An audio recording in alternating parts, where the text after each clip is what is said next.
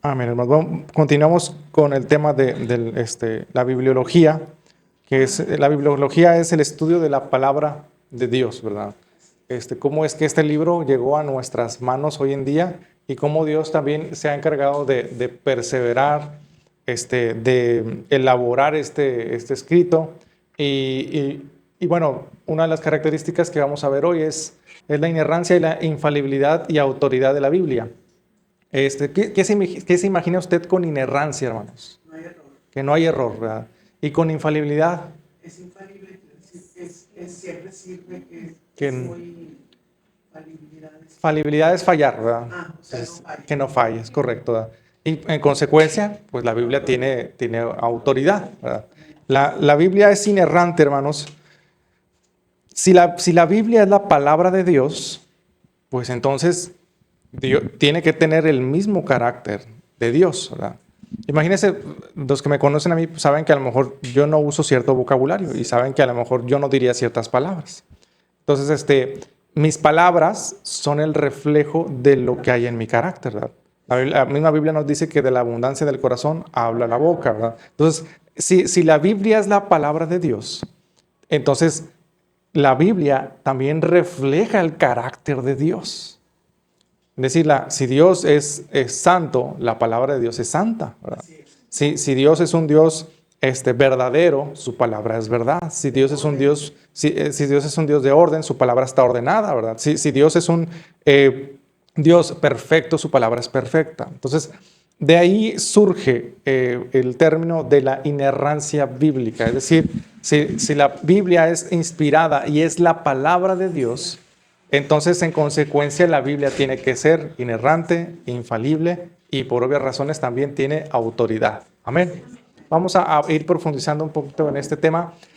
Y es importante, hermanos, entender esto porque el enemigo, sobre todo la alta crítica de personas que no son cristianas, que normalmente son ateos o agnósticos, que buscan desacreditar la Biblia, ellos niegan la inerrancia y tratan de demostrar la inerrancia bíblica. Pero vamos a ir viendo cómo es que la Biblia no hierra, y a lo mejor yo voy a tomar 2 clases para ver a profundidad este tema, porque en esto descansa también nuestra fe. O sea, nuestra fe descansa también en creer que la Biblia es inerrante, que es infalible y que tiene autoridad. De hecho, la hermenéutica bíblica, el pilar de la hermenéutica bíblica es la inerrancia. O sea, la inerrancia, cuando usted estudia la palabra de Dios y la lee, interpreta un texto, ese texto no puede contradecir otro texto de la Escritura. ¿Me explico? Entonces, cuando uno interpreta la Biblia, tiene que cerciorarse de que ese texto está en armonía con todos, o sea, con todos los demás textos de la Biblia. Y si yo lo interpreto de una manera y choca con otro texto, pues entonces yo tengo que cuestionar mi interpretación, ¿verdad? Y decir, oye, ¿sabes qué? Pues tengo que revisar bien y ver qué es lo que está pasando porque yo tengo que respetar la inerrancia bíblica. Amén. La introducción, vamos a ver la introducción. La inerrancia y la infalibilidad son resultados de la inspiración plenaria de las Escrituras, las cuales tienen plasmado el carácter infalible e inerrante de Dios, ¿verdad? Es decir, Dios es un Dios santo, es un Dios puro, es un Dios verdadero, es un Dios perfecto, un Dios de orden, un Dios que nunca miente, no peca. Entonces, por lo tanto, es un Dios que cuando Él da una palabra, es perfecta. No se equivoca, no tiene error, es verdad esa palabra. Es infalible porque lo que Él dijo lo que Él está diciendo se hará o ya es, ¿verdad? Entonces, en eso descansa prácticamente toda la fe en la Biblia y en la palabra de Dios. Los 3 aspectos, tanto la inerrancia, la infalibilidad y la autoridad, no son independientes, sino que están íntimamente ligados y dependen uno de otro. Okay. La infalibilidad y la inerrancia están ligados, ¿verdad? Si algo es inerrante, automáticamente es infalible, ¿verdad? Entonces, y por lo tanto tiene autoridad. Si yo le digo que, por ejemplo, una persona que conoce perfectamente un tema, vamos a poner un científico, ¿verdad? Que ya, un Einstein, vamos a suponer, de la física, ¿verdad? Que él conoce todas las leyes de la física y conoce cómo opera eso. Él tiene autoridad en ese tema porque lo conoce perfectamente y lo domina, sabe lo que está hablando. Entonces, la Biblia tiene autoridad por quién es el que está hablando, pero también porque lo que él está hablando es verdad. Es algo que ya está comprobado o que ya es real, ¿verdad? Si un físico viene y le dice la ley de la gravedad es así, es así, es así, y es algo que es verdadero, pues tiene autoridad. Lo crea o no lo crea, tiene autoridad. O sea, la Biblia no depende de la fe del hombre para tener autoridad. Escuche bien, hermanos. La palabra de Dios no depende de la fe del hombre para tener autoridad.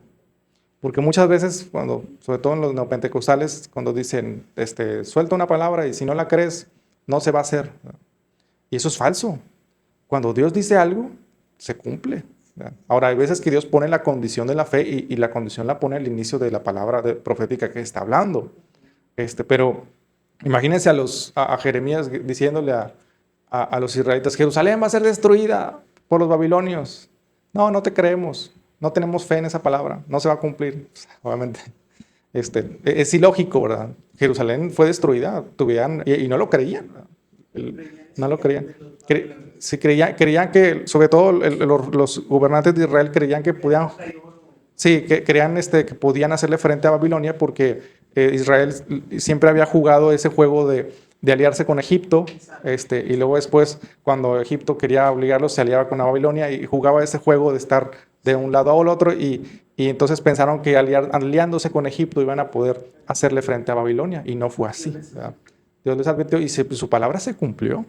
Entonces, la Biblia es, al ser inerrante, al ser algo que nunca falla, que no comete error, eso le da automáticamente una autoridad firme, ¿verdad? Incuestionable. Y la creamos o no la creamos, tiene autoridad. Y lo que dice es verdad, creamos o no creamos, va a suceder, creamos o no creamos, tiene autoridad la Biblia porque es inerrante y es infalible. Siguiente diapositiva. Es infalible, pues no puede errar. Fíjense, la infalibilidad es algo que es derivado de la inerrancia. Y ahorita vamos a ver por qué. Son muy parecidas la infalibilidad y la inerrancia, pero sí tienen una diferencia y ahorita más adelante la vamos a ver. La evidencia máxima está en dos aspectos: el cumplimiento de las profecías y la utilidad del mensaje en la aplicación al creyente en todos los tiempos. La Biblia es infalible y nunca ha fallado, hermanos. Una de las cosas que a veces, los argumentos que muchos cristianos usan para defender la autoridad de la Biblia y la infalibilidad de la Biblia son el cumplimiento de las profecías. Por ejemplo, el libro de Daniel, la copia más antigua del libro de Daniel es como el año 150 antes de Cristo. 150, fíjese, grabes este número, 150 antes de Cristo, la copia más antigua de Daniel. Y en el capítulo, me parece que es el capítulo 9 de Daniel, donde habla de las 70 semanas de Daniel, al final de esa profecía, Daniel profetiza la muerte de Jesucristo, del ungido del Santo de los Santos. Y también pronostica la destrucción del templo de Jerusalén a manos de un príncipe que ha de venir.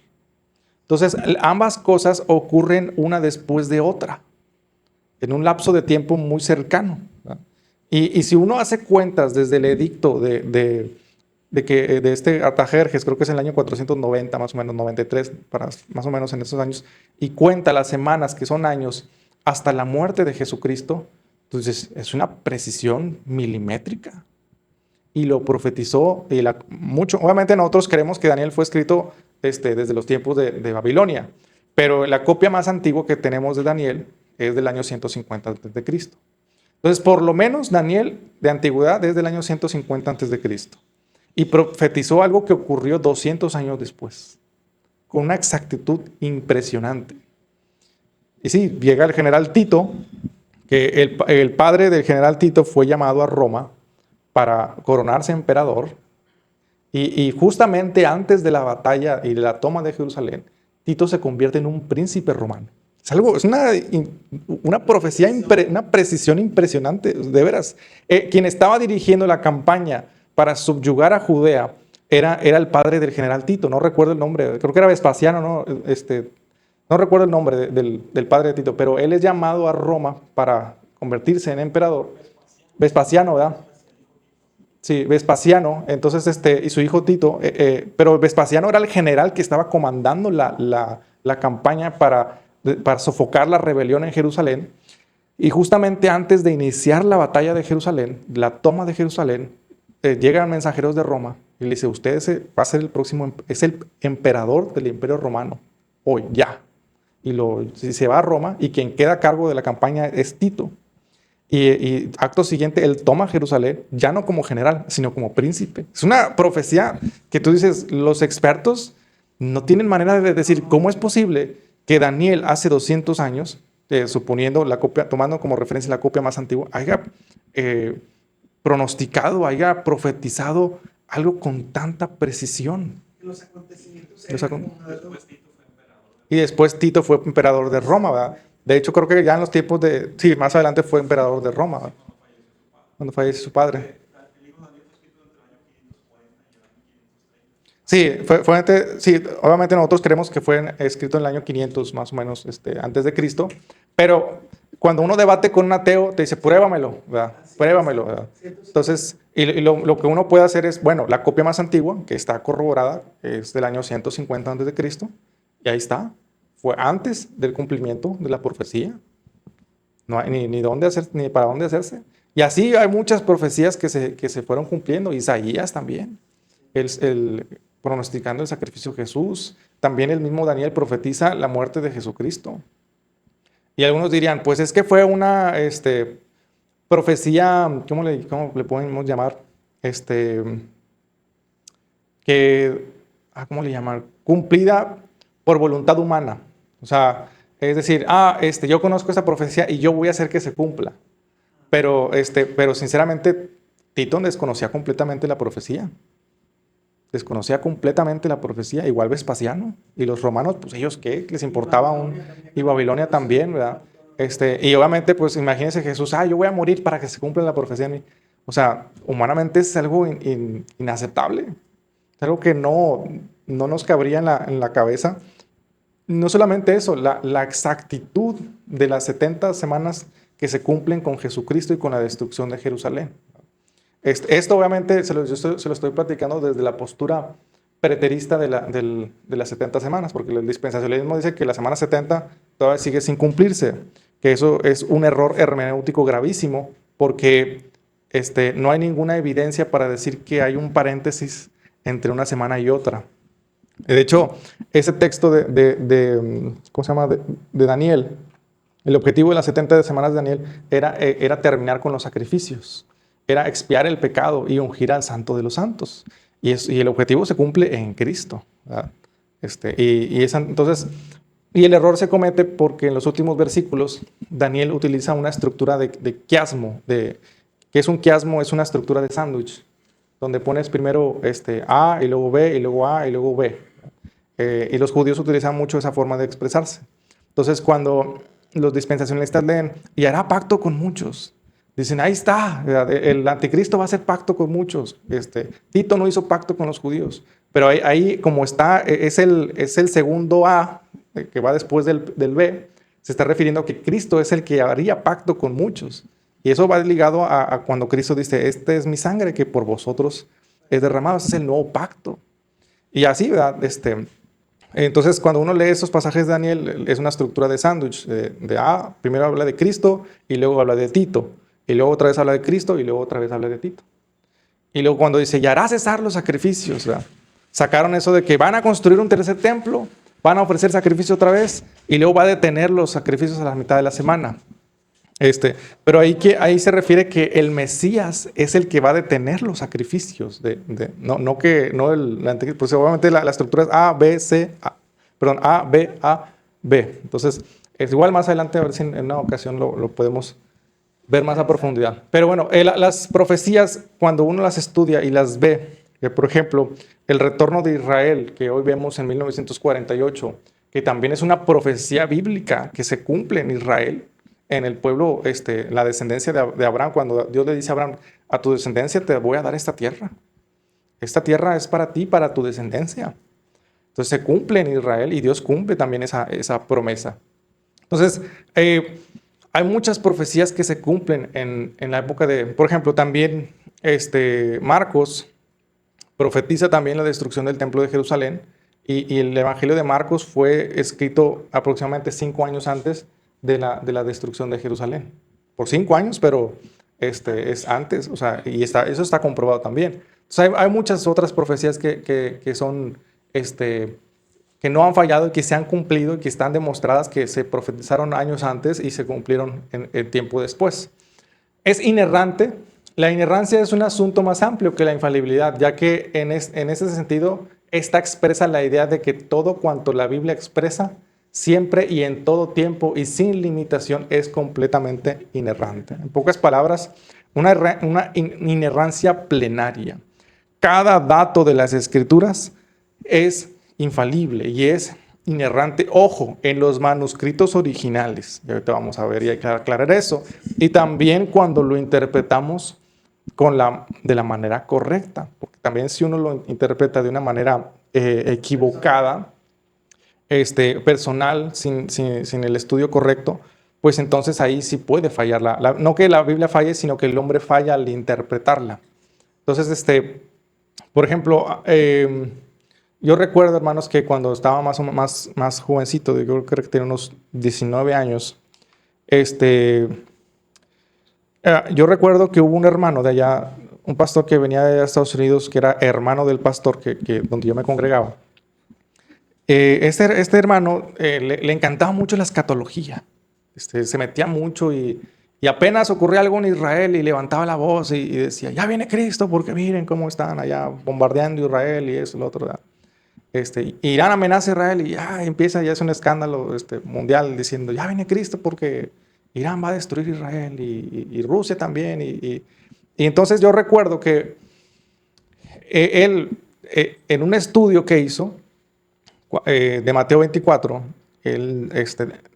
cuando Jesús dijo, de cierto digo que no pasará esta generación sin que todo esto acontezca. Y él dice, una generación son 70 años. Y aquí la Biblia dice que cuando la higuera reverdezca, entonces todo esto va a pasar. Y la higuera es Israel. Y si una generación es de 70 años, no va a pasar 70 años después de que Israel reverdezca, ¿verdad? Y la higuera reverdeció en 1948 con el regreso de Israel. Y luego dice, súmele 1948 más 70, y creo que daba 2018, ¿verdad? No me acuerdo. Y luego, como no se cumplió, después le compuso y dijo, no, es que a los más viejos 80, ¿verdad? Y luego al final terminó dando una fecha del 2018, creo, ¿verdad? Llegó el 2018, no pasó nada, hermano. Ya estamos en 2026 y no ha pasado nada. Y lo peor, hermanos, lo peor de esto es que personas que no están firmes en el Evangelio, no dicen el hermano se equivocó, dicen la Biblia se equivocó. Terrible, terrible porque la Biblia no se equivoca. Pero obviamente alguien que no está firme en la palabra de Dios y a lo mejor no conoce estos aspectos, puede llegar a decir, pues la Biblia se equivocó. Jesús mintió con esa profecía. Y así, pero realmente quien se equivocó fue el hermano que estaba exponiendo y dando una interpretación completamente equivocada. Pastor, ¿y a qué se refería entonces Mateo 24 cuando hay 3 profecías en Mateo 24 que están revueltas? Una es la destrucción del templo de Jerusalén y de Jerusalén. Otra es el regreso de Cristo y el fin del mundo. Entonces Jesús dice, no pasará esta generación sin que todo esto acontezca. Jesús lo profetiza más o menos en el año 33 y en el año 70 se cumple todo lo que él dijo. Es decir, ¿no? A la destrucción del templo de Jerusalén y a la destrucción de Jerusalén misma, a que no quedará piedra sobre piedra. Y inclusive en el mismo texto Jesús dice, pero el día que el hombre regresa, nadie lo sabe. O sea, él mismo está diciendo ahí más adelante que, o sea, no, esto que les dije de los 70, de que no pasará esta generación, es para esto, ¿verdad? Pero cuando yo regrese eso nadie lo sabe. Eso solamente el Padre lo sabe, ¿verdad? Entonces, ahí mismo cuando uno estudia contextualmente y va a escudriñar, se da cuenta, ¿sabes qué? Pues realmente esto de que no pasará esta generación iba hacia Israel, ¿verdad? Iba hacia el pueblo judío y a Jerusalén y al templo. Pero el regreso de Jesucristo nadie sabe cuándo va a venir. Entonces, es necesario aclarar eso, que las interpretaciones sí se pueden equivocar. Yo también me puedo equivocar, hermanos, en una interpretación. Pero hay que estar conscientes que la Biblia es inerrante, no se equivoca. Es un ancla, para nosotros es un ancla porque es el suelo firme donde podemos cimentarnos y mantenernos de pie ante cualquier adversidad. Ahora, la pregunta es, ¿cuánto de la Biblia será inerrante? ¿Será inerrante solamente para la fe? O sea, en cuestión de la salvación. ¿Será inerrante solamente en cuanto a acciones de fe, de filosofía? ¿Será inerrante solamente en acciones de conducta, de moralidad? ¿O también será infalible en datos históricos, sociales, en datos Es culturales? ¿Será? porque es inspirada por Dios. ¿Es Entonces, correcto? decimos, viene el carácter de Dios. Está impreso. Es correcto. O sea, cada dato de la palabra de Dios es inerrante. Cada palabra es inerrante. Cada dato cultural, histórico, científico es inerrante, hermanos. Cuando Job habla de la redondez de la tierra, Sí. dices, wow. Y el Papa peleándose con quién era, con Galileo Galilei, ¿verdad? Diciendo, no, la tierra es cuadrada y Galileo es redonda. Hubieran leído Job, se han dado cuenta que ahí mismo decía que la tierra era redonda. Entonces, cada aspecto científico también de la palabra de Dios Las es situaciones, real. el cambio del idioma, como decimos, hermano, que no hay palabras a veces al momento de traducción. Ese es donde debemos de tener Sí, así, cuidado. sí, de hecho, eso es muy importante, como lo que lo menciona, hermano, porque en los manuscritos originales está la inerrancia. Pero obviamente cuando el hombre copia la Biblia de una traducción a otra, o simplemente, pues durante el paso de los años, los copistas copiaban de un texto a otro, pues a lo mejor se le fue una comita o se le fue ahí una letra y cambia, ¿verdad? Un poquito el significado o la referencia, o inclusive errores ortográficos también puede haber habido, pero eso es derivado de que la Biblia que tenemos hoy en día es copias de copias de copias de copias. Por ejemplo, la Biblia en el Nuevo Testamento fue escrito en griego koine. Casi en su totalidad fue escrito en griego koine. Una que otra palabra en arameo, como cuando Jesús le dice talita cumi, ¿verdad? Levántate, niña, o Eli, Eli, lama sabactani, cuando está Jesús en la cruz, arameo, y estaba clamando a Jesús, y así los autores lo escribieron en arameo. Pero son pedacitos y frases muy específicas, pero todo lo demás está escrito en griego. Después, cuando llega el Imperio Romano y la iglesia se oficializa en Roma, se traduce al latín, que era la lengua del Imperio Romano, se traduce entonces al latín y después se traduce a los otros idiomas indoeuropeos, entre ellos el español. También de ahí también se traduce al inglés, al francés y a otros idiomas europeos. Nuestras copias vienen de latín, ¿verdad? Por ejemplo, la palabra rapto, que tanto nos han enseñado no viene en la Biblia, no viene en la Biblia español, ni en la Biblia griega. Pero cuando se tradujo la Biblia a latín, se utilizó la palabra raptarus para describir el arrebatamiento. Pero en el texto manuscrito realmente el griego es arpazo, ¿verdad? Que es arrebatamiento. Entonces ya después en la Reina Valera 60 se corrige ese concepto y ya se toma realmente la palabra arrebatamiento. Y es así como viene en Tesalonicenses. Entonces, cosas así, ya han habido correcciones. De hecho, cada vez que usted lee una Biblia más moderna, normalmente tiene ya también algunas correcciones. Y más adelante igual vamos a ir profundizando respecto a la conservación de la palabra de Dios, pero sí puede haber algunos errores de traducción, ¿no? O sea, eso sí hay que estar conscientes. Si usted me dice, hermano, ¿hay alguna traducción inerrante completamente? Yo le voy a decir, ¿sabe qué? No, porque está el factor humano. O sea, toda traducción puede ser inerrante. Ahora, ¿quiere decir que por eso yo voy a menospreciar mi Reina Valera 60? No, no, al contrario. O sea, podemos leerla y normalmente los que estudian bibliología, en las Biblias de estudio ya viene, por ejemplo, en algunas Biblias de estudio que yo tengo, ya vienen identificados algunos textos mal traducidos y pues vienen los comentarios con ahora sí que con el correcto, ¿verdad? Se trata de tratar de conservar lo más fiable.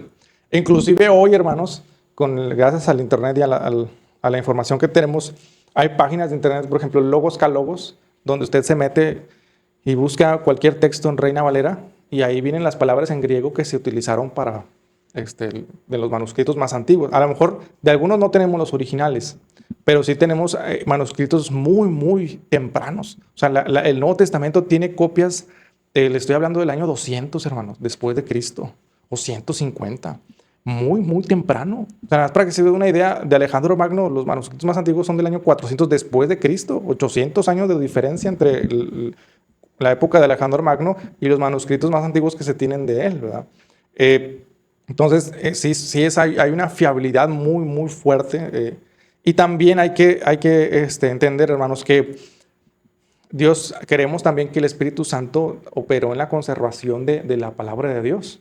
Por ejemplo, los manuscritos de Qumran, que fueron descubiertos en los años 60, creo 50 más o menos, que están datados del año 150, 200 antes de Cristo, cuando los macabeos huían de Antíoco Epífanes, ellos agarraron muchos manuscritos y los metían en una cueva y ahí los dejaron olvidados hasta que se descubrieron hoy.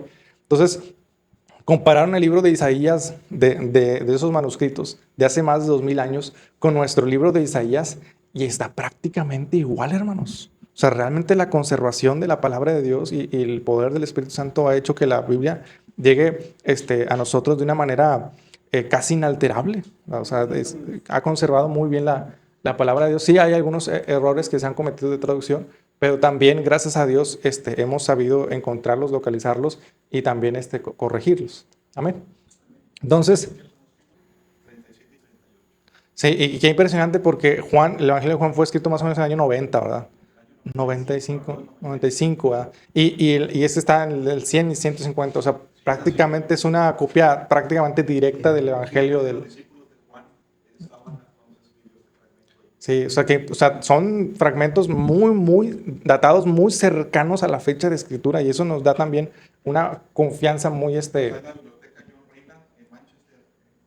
Manchester. Se lo traen a Estados Unidos porque ahorita ya Inglaterra se está llenando de musulmanes. Bueno, vamos a continuar con la presentación. La inerrancia, hermanos. La inerrancia es de vital importancia si se quiere afirmar la autoridad de la Biblia. Dicho de otro modo, ¿puede ser creíble la Biblia si no es inerrante? La respuesta pues es no, ¿verdad?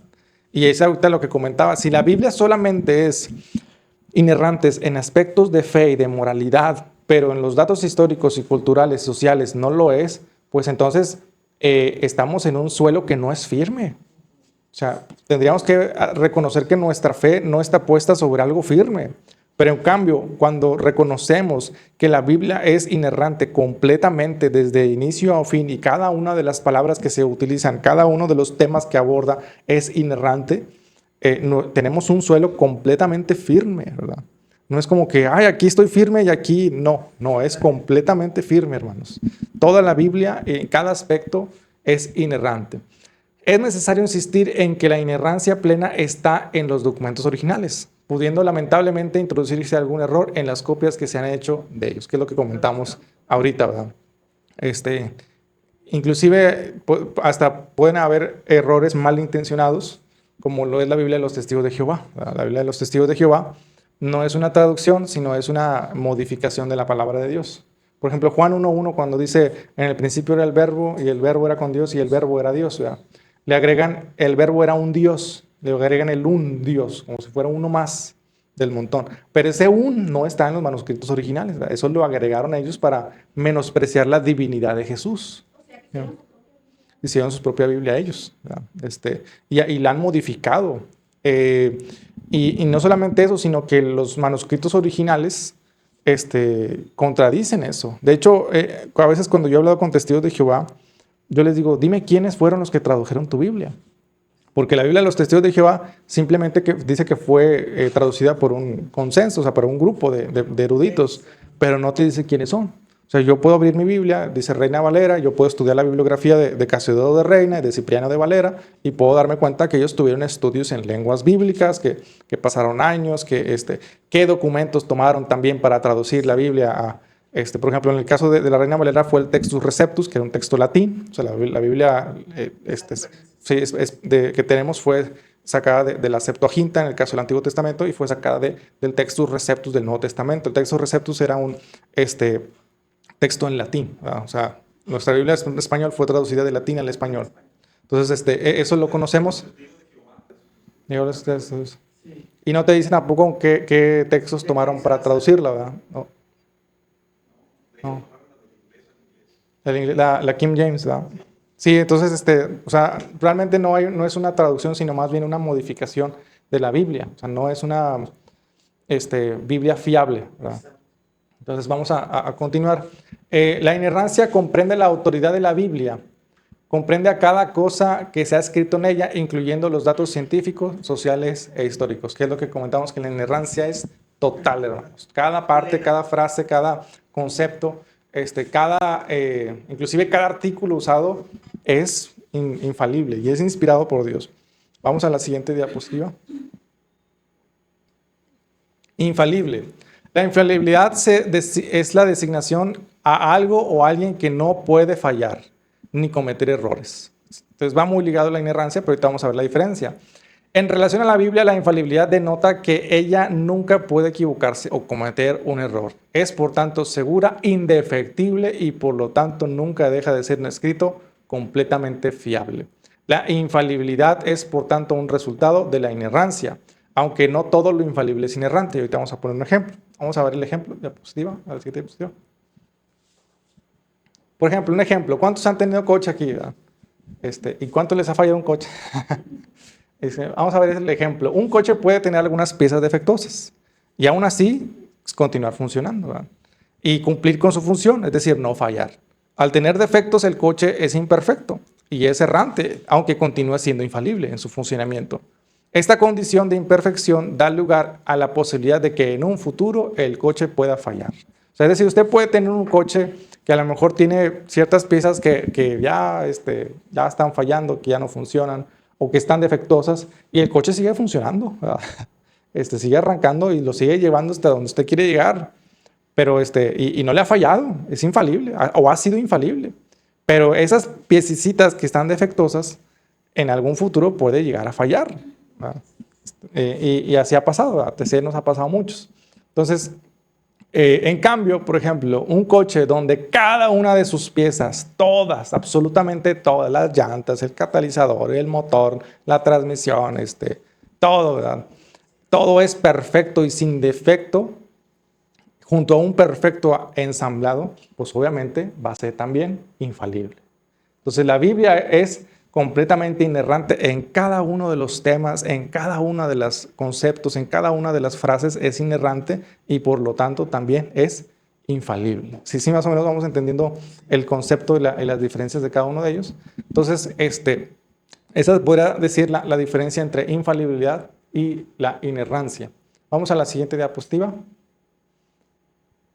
Bueno, de esta manera la Biblia es un conjunto de escritos donde cada una de las palabras y conceptos son plenariamente inerrantes y en consecuencia la Biblia es completamente infalible. La Biblia fue infalible hace 2000 años y seguirá siendo infalible por la eternidad. El cielo y la tierra pasarán, pero mis palabras no pasarán. Mateo 24:35. Siguiente diapositiva. Y ya por último, antes de terminar, la autoridad bíblica.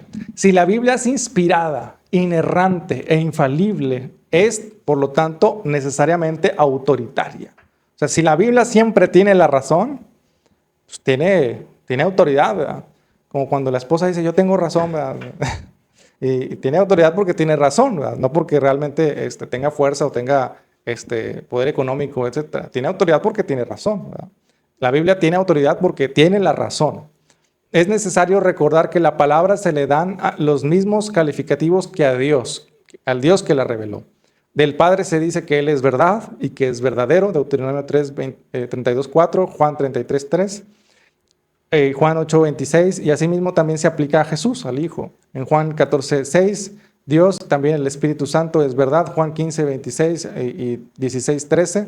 El título se aplica también a la palabra de Dios, Juan 17, 17, que dice Jesús, tu palabra es verdad, y en 2 Corintios 6, 7 y Efesios 1, 13. Siendo la palabra absoluta verdad por proceder de Dios, está revestida de plena autoridad. Entonces, alguien que nunca falla, que nunca comete errores, tiene autoridad, tiene confianza, tiene una certeza. Y eso nos da a nosotros también esa seguridad de que no va a fallar, de que no se equivoca y de que nuestra fe está en un terreno firme, donde no se puede mover. Amén. Hasta aquí, hermanos, ¿alguien tiene alguna duda? Tenemos 10 minutos para dudas o preguntas que queremos observar. Aparentes errores o algunos contradicciones que pudiera haber. Y de hecho para eso sirve la hermenéutica, hermanos. Una de las ramas de la hermenéutica es precisamente encontrar el significado real de los textos. Por ejemplo, algunos críticos de la Biblia, generalmente los críticos de la Biblia no conocen la hermenéutica, hermanos. No conocen nada de hermenéutica bíblica. Inclusive no conocen la hermenéutica de los textos. Y eso es grave porque precisamente conlleva a generar críticas fuera de lugar. Por ejemplo, cuando Daniel dice que Belsasar era hijo de Nabucodonosor, y ya después, cuando la arqueología investiga más, se dan cuenta que Belsasar era nieto de Nabucodonosor. Ahí dicen, ahí está, la Biblia se equivocó, porque dijo que era hijo y es nieto. Y entonces ahí es donde tú dices, tienes que entender, ¿verdad?, que en la antigüedad no existían apellidos. O sea, no existían los apellidos que hoy en día tenemos. Y normalmente se tomaba como apellido el pariente más famoso, ¿verdad?, o el ancestro más famoso, ¿verdad? Por ejemplo, a José, hijo de David, ¿verdad? ¿Por qué? Porque el rey David era el más famoso, ¿verdad? Y ya eso te daba a entender que era de la casa del rey David, ¿verdad? O sea, era descendiente de David. Por ejemplo, en este caso, el ancestro más conocido era Nabucodonosor. El padre de Belsasar murió muy temprano al tomar el trono, entonces pues realmente no hizo grandes prodigios como sí lo hizo su padre, que era Nabucodonosor. Entonces cuando toma el trono Belsasar, Daniel lo asocia y dice, Belsasar él es hijo, es descendiente de Nabucodonosor. Eran el padre. Sí, no me recuerdo el nombre, pero sí era nieto. Sí, fue un gobernante más, se podría decir, dentro de Babilonia. En cambio, Nabucodonosor es considerado uno de los más grandes conquistadores, de hecho, el más grande conquistador del imperio babilónico. Y pues obviamente cuando llega Belsasar, pues lo consideran, él es descendiente de Nabucodonosor, es hijo de Nabucodonosor. De hecho, nuestros apellidos, por ejemplo, Jiménez, significa hijo de Jimeno, ¿verdad? Y así, Hernández es hijo de Hernán, ¿verdad? Ahora, mi papá no se llama Jimeno, se llama David, pero en algún momento de la historia, alguien lo asoció a un Jimeno que se volvió famoso, o que hizo algo distinguido, o tenía algo común que era muy distinguido, y no necesariamente bueno, puede también haber sido algo malo, pero era, por ejemplo, algunos salmistas de los salmos se les llama los hijos de Coré. No sé si los has escuchado, los hijos de Coré. Y pues uno lee la historia y pues Coré no hizo cosas buenas. Coré se rebeló en contra de Moisés, ¿verdad? Y pues por desgracia el nombre de Coré pues lo tuvieron todos sus hijos. Para bien o para mal pues lo heredaron. Entonces, ellos son los hijos de Coré, ¿verdad? Pues realmente eran descendientes de Coré, pero pues se les llamaba los hijos de Coré. Entonces cuando uno estudia la Biblia de esa manera, conociendo el contexto cultural, contexto social, ¿verdad?, que había, pues uno dice, ya entiendo por qué les llamaban así, ¿verdad? Entonces, también, por ejemplo, igual más adelante lo vemos, las genealogías de Jesús, porque parecía que Mateo y creo que Lucas, Mateo y Lucas como que no se pusieron de acuerdo, y uno dice una genealogía y otro dice otra genealogía. Ahí es donde tú dices, caray, esto está raro, ¿verdad? Investigando ya te das cuenta que uno lo hace por el lado de José y otro lo hace por el lado de María. Entonces, ya es la explicación muy lógica, y igual más adelante lo podemos ir viendo. Y así en muchas aparentes textos polémicos que podemos encontrar, podemos, por ejemplo, uno de los más polémicos pues es la creación misma de Adán y Eva. que los científicos, no, la Tierra tiene que no sé cuántos millones de años, y la creación de Adán y Eva, ¿verdad? Aparentemente, según las descendencias o la cronología, pareciera como si la Tierra tuviera 6.000 años. Pero hay que también entender que los días y los años en Génesis no son literales. De hecho, Génesis en algunos pasajes está escrito de manera poética, algo bien interesante. Por ejemplo, la creación está escrita con lenguaje poético, no es un lenguaje literal. Entonces, cuando usted lee que Dios hizo la tierra en 7 días, uno se imagina, pues salió el sol y luego se ocultó, ya Dios hizo la tierra. Sí, mijo, pero el sol no existía. ¿Cómo hizo la tierra en un día si no existía el sol? Es más, no existía la tierra, la rotación de la tierra para marcar el día y noche, no, pues no existía. ¿Cómo Dios hizo la tierra en 7 días si no existía todavía los elementos para determinar la medición de un día? Entonces la respuesta es que es poético, ¿verdad? Dios está diciendo, yo primero hice esto y luego hice esto, y es una cronología, ¿verdad? Una cronología lo que está llevando, son días literales. Entonces, también, igual más adelante lo vemos, hermanos. ¿Hasta aquí alguna duda? Pregunta.